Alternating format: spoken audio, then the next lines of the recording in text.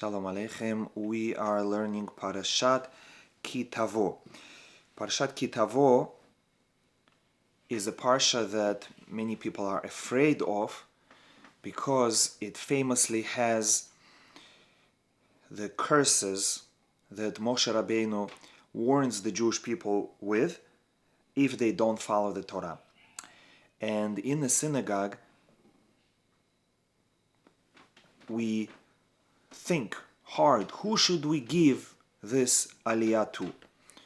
Because we don't want to hurt anybody into thinking that we don't care about them. That he shouldn't think, why did you give me this aliyah? Why didn't you give this aliyah to someone else? And therefore, the custom is that either the person who reads the Torah himself gets that aliyah, or the rabbi gets this aliyah. However, our sages say that actually this is a very good parsha. And the aliyah that speaks about the curses has a great segula. It's actually very beneficial for the basic reason that the curses that Moshe pronounced to the Jewish people were not curses of an enemy. They were not curses of someone who wants to hurt us. Rather, they were curses of the one that is interested in our success. So, if he's interested in our success, why would he give us curses? And the answer is that really, he is not giving us curses. He is revealing to us how the world works. It's not run by an angry God. It's not run by a cruel God. The world is not run by a God who gets upset, who is the nervous type, who is easily ticked off. No, the world is run by a kind, merciful, loving God. However, Hashem put in place certain fences and guidelines like rails and tracks in order to bring the person to a good destination. Hashem gives us freedom. However, he knows that together with freedom comes risk. If you give a little boy keys from your car and you tell him, do whatever you want, I let. You might be, you might think that you are very open and generous, but in reality, that is because you might not be so thoughtful and not foresee the future. What might happen? It might be fun for a child to get into the driver's seat of a car and turn it on and try it out, but we know how dangerous it is. So too, when Hashem created the world and he put a man into it, he gave man freedom to choose. Because God knew that that is the only way man will be able to achieve the greatest pleasure.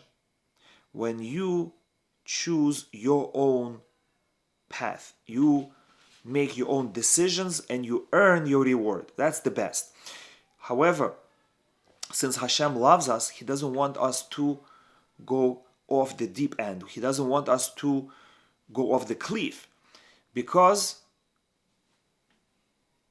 without any guardrails, that's exactly what most people would do. So because of that, Hashem introduced certain rules in nature, both physical and spiritual. The physical rules that we know, for example, is gravity. Hashem wants us to walk on earth. If we go on a roof and we're careless and we step off or we don't watch our step, we're going to fall and hurt ourselves.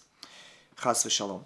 So Hashem said, I'm going to create physical laws of nature. But in addition, he also created spiritual laws of the universe. And they are also designed to keep us safe and productive. In addition to giving us limited lifetime, in addition to giving us necessity to sleep and to eat, all of which were given in order to keep us on track, because he doesn't want, for example, that we should get involved in a negative activity, and because we don't need to sleep and eat, we will just continue in that bad activity forever. And therefore Hashem said, I'm going to make a pause, an obligatory pause in their day, so that they have a chance to think, am I doing the right thing? Maybe what I did until now wasn't so good, and I can't stop myself. There's something in physics called inertia, that the body in motion continues in motion until something stops it. So if a person is on the wrong path and he is doing a sin, it's very hard to stop oneself. And many people tell me that they go to places, whether in real life or online, that they shouldn't be going. And once they are there, they cannot come out. They cannot stop themselves. And something from outside needs to stop them. Either it's the fact that it's so late they just can't hold themselves from sleeping, so they fall asleep, or it's for some who are the stronger type, the morning light brings back reality to them, and they say, wow, I have to go to work, I have to go to school, I have to go to the synagogue, I have to wake up my children, and they stop their negative activity. Or it's the fact that they become so hungry, they're starving, so they have to pause. But once they pause their negative activity, there is a chance that they will not go back to it. So that's an example where Hashem set in place certain guardrails that will keep us protected and not allow us to continue on the wrong path forever. So in this week's Parsha, Moshe gives us 98 consequences of negative spiritual behavior. Behavior that is immoral or not in accordance with God's will. Moshe tells us it will invoke a reaction. It will create a response that is not a punishment, but rather it is an automatic rule of nature, in this case, spiritual world. That if a Jew behaves immorally, if a Jew goes against Torah, if a Jew transgresses the will of God, the world itself will remind the Jew that he's doing something wrong. An example, it says, if you go astray and, for example, serve idols, or do forbidden relations, or don't keep Shabbat, for example, there will be no rain. And you might say, what's the connection? Me not keeping Shabbat and there being no rain. But somewhere in the spiritual world, there is a button. By keeping Shabbat, we're pressing that button. And the spiritual sky opens up, and bounty and blessing is showered upon us, which can be in the form of rain, which will allow our produce to grow. However, if we don't keep Shabbat, for example, we are not activating that positive flow of blessing. Alternatively, it may even cause us to damage something in the pipe that connects us to the spiritual world, and we will not receive the required blessing. And so just like a person stepping off the roof and falling,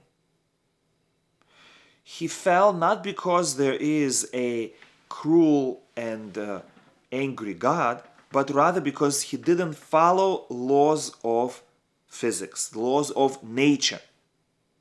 He did something that was against the makeup of the world. So too, a person who doesn't keep any one of 613 commandments doesn't fulfill positive commandments or transgresses negative commandments.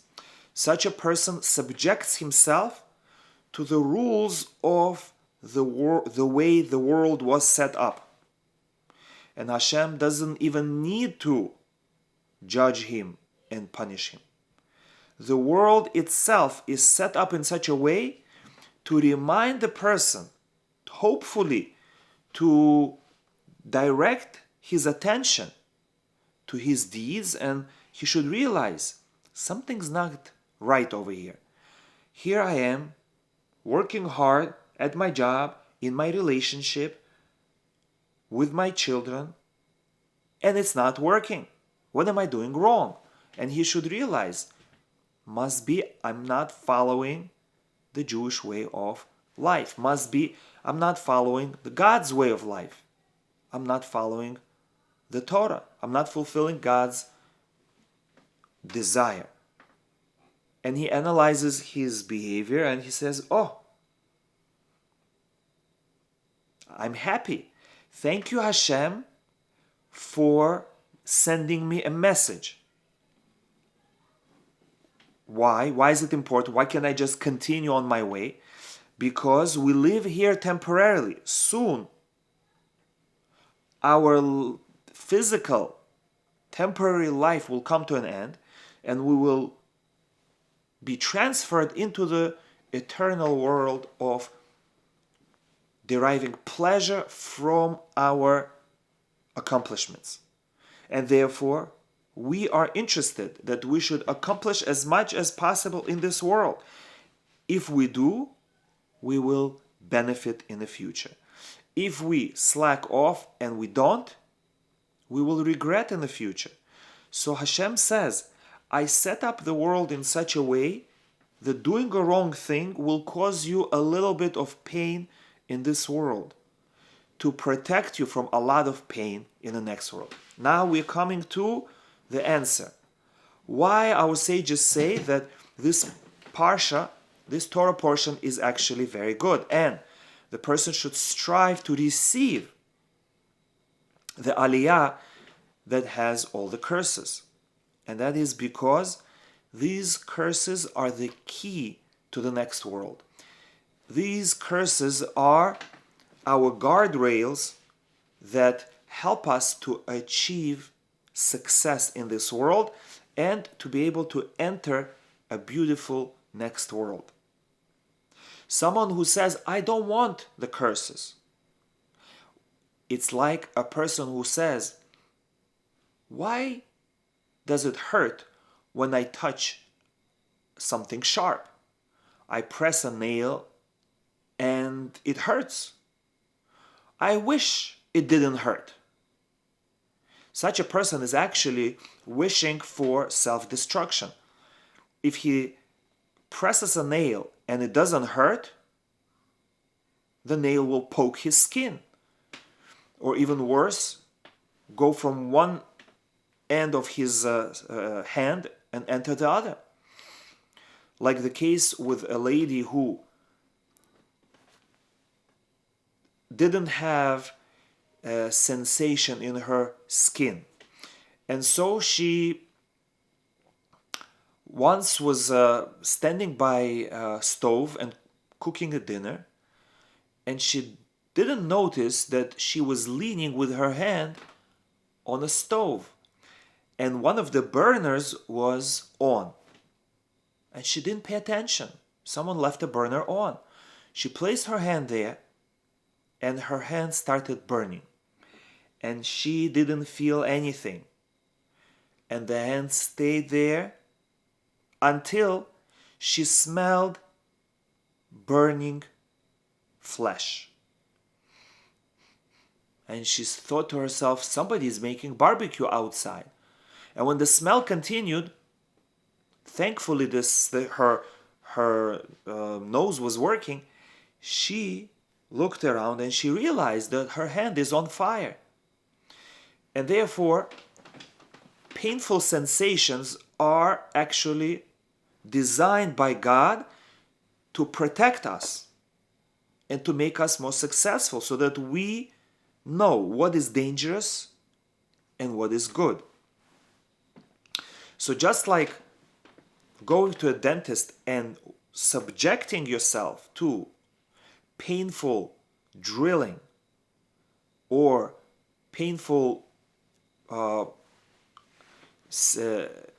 syringe that gives you anesthesia, and we know that that pain is actually positive. That pain is actually going to help me to heal my teeth. And therefore, certain pain in this world is welcome. And so Hashem set up these 98 sensors, 98 receptors, that if we're doing something wrong, it will hurt. It will hurt not because God is angry or cruel, rather because He's merciful. That is why He is sending us a message through our pain receptors. Now, before we speak about the details of the curses, let us learn about what Hashem tells us to do in order to avoid the curses. And that is with the first mitzvah in this week's Torah portion. And that is the commandment to bring bikurim to Beit HaMikdash and to make a certain declaration. What is bikurim? In English it's called the first fruits. In Hebrew it has two names. Either bikurim, means from the word bechor, means firstborn, or the Torah calls it reishit. Reishit from the word rosh, foremost or first. Like Rosh Hashanah, reishit, which is first fruits. And the way it works is that when a farmer goes into his field or an orchard and he sees that one of the 7 species that the land of Israel is praised with is becoming ripe, or it's actually just growing. For example, he sees a pomegranate tree and a little tiny pomegranate starts growing. The tree still doesn't have any pomegranates. The first one is just budding. So the farmer says, this is the first fruit. It budded the first. It's not ripe yet. So the farmer takes a string, a colorful string, ties it loosely around the stem of the pomegranate, and this way he will know that on this tree, this pomegranate was the first. Because once all of them are ripe, he's going to lose track of it. And like this, he goes to every tree: grapes, pomegranates, dates, figs, and olives, as well as barley and wheat. The 7 kinds of fruits and grains that the Torah praises the land of Israel with. And when the time comes in the summer that these fruits are ripe, he goes in his orchard and in his field and he collects from every tree one fruit. So he collects the delicious ripe fruits as well as some grain, puts it all in a basket, and sets out on his journey to Jerusalem, to the Beit HaMikdash. And as he is walking, he sees that from his neighbor's farm, people are coming out and walking along with him. From neighboring villages and towns, streams of people are going all in one direction. And as they come closer to Jerusalem, there are people that greet them with musical instruments, and they sing to them and praise them. They come to Jerusalem and head to the market, through the marketplace, tons of people towards Beit HaMikdash. Once they come to Beit HaMikdash, the farmer places the basket, the beautiful basket of fruit, in front of the Kohen, and he makes a declaration. The declaration is a brief history of the Jewish people, that Yaakov, our forefather, traveled to Lavan, who tricked him and wanted to destroy him, and eventually he had to descend to Egypt, and the Egyptians mistreated us and afflicted us. We cried out to Hashem. Hashem took us out of Egypt. He brought us to this land, and now I have brought the first fruits of the ground that you, Hashem, have given me. What this Jew is doing is, he is proclaiming in front of Kohen and in front of many people to Hashem his gratitude. He's saying, Hashem, you promised to give us the land, and you fulfilled your promise. Before that, of course, you took us out of Egypt from our slavery. And now, whether it is soon after we enter the land or hundreds of years later, I am still expressing my thanks to you, my God. And then the next verse says, and you shall rejoice with all the goodness that Hashem your God has given you and your household. That means that only after the farmer expressed his gratitude and his acknowledgement that he is aware from where did all his blessing came from, only then can a person have true happiness and celebrate. Because we know there is a rule that a person is only happy about things that he is aware.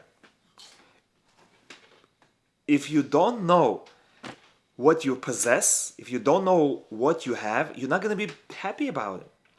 For example, the famous parable of someone whose distant aunt, second aunt, twice removed, passed away. And in her will, she didn't have too many relatives.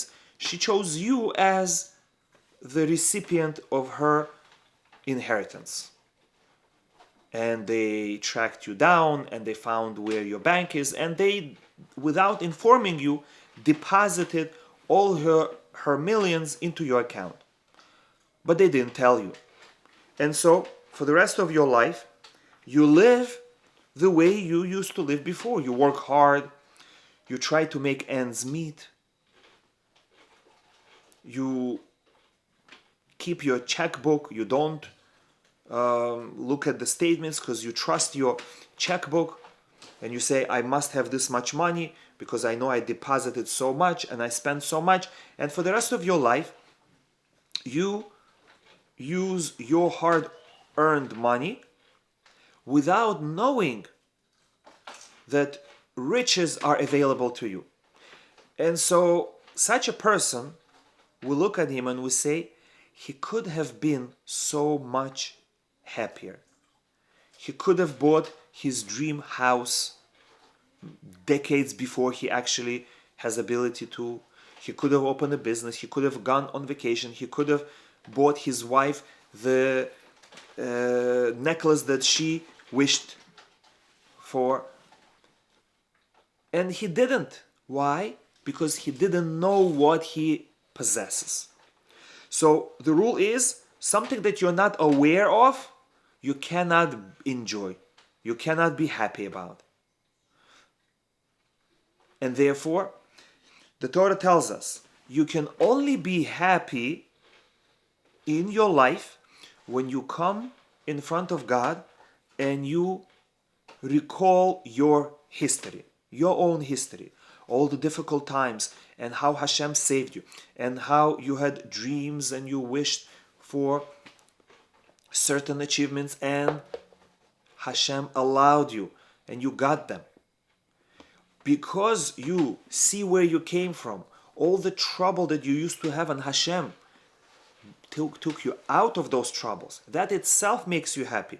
When you compare your life now, your good life now, with the life that you used to have, you say, Baruch Hashem, thank you Hashem for saving me. Now I have a much better life.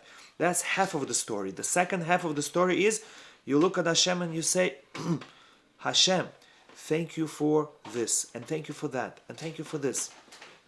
Then you are a truly fortunate man or woman.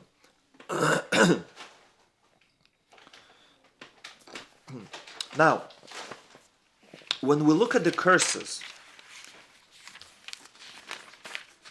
after listing so many curses, the Torah says, do you want to know why these curses came upon you? And just like we explained at the beginning, the curses are guardrails to protect us from going too far off the proper path. And now the Torah tells us what caused you to go in the wrong direction. And the Torah says, "Tachat asher lo avat et Hashem Elokecha b'simcha, uvtuv levav mirov kol." The reason why it happened was because you were not happy when you had everything. That means that when a person has blessing, when he has health, when he has good, and he doesn't appreciate it, and he doesn't recognize it, doesn't acknowledge it, and he doesn't acknowledge the source of it, what he is doing is he is showing that even though he received all this from God, he's not using it. Yes, I have it, but I don't think about it. I don't appreciate it. And therefore, Hashem says, if you are not aware of it, then it's a waste, not serving any purpose. I'm going to take it away from you.